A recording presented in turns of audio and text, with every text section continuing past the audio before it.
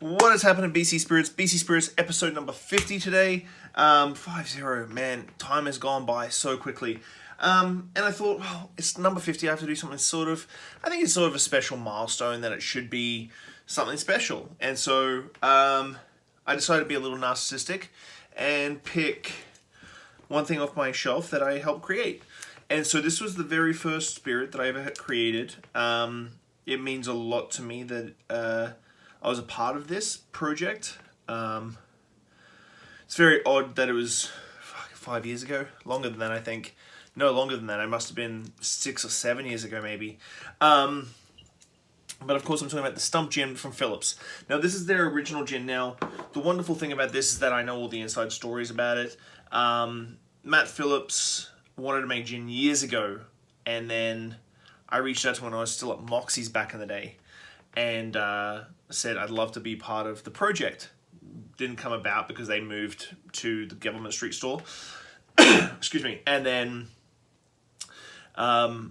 it came back up in about 2013, 2014. I think we launched this first thing in 2015. And yeah, it was 2015. And he brought me on in the project. And so I was with them for about 2 years, 2 years. And this was a big project.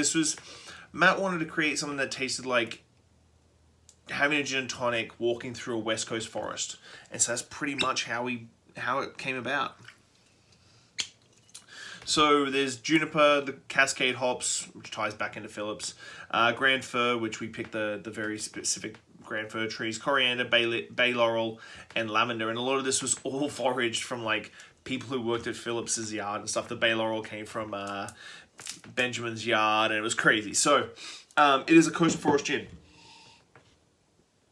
One thing with BC, guys, is that one gin is not going to plug into the other. This is not going to change up and be part of your...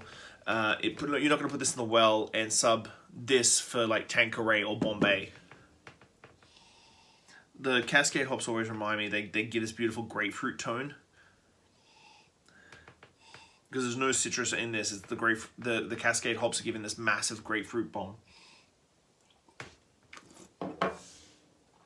As is the Grand Fir tips. Just the way it behaves just gives this massive amount of citrus.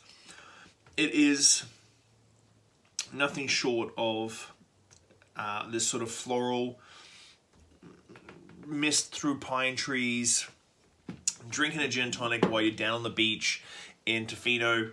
Little salt spray in there, little salinity, little brininess. The Stump Coastal Gin, number 50. I had to do something special. Throw this into a martini. Classic 2 parts, 1 part with, say, like the Marrow Vermouth, the classic Marrow Vermouth. A couple of dashes of Bitter Truth Moondog bitters, and away you go. You're going to have a great little martini there. So, number 50. See you guys tomorrow. Bye.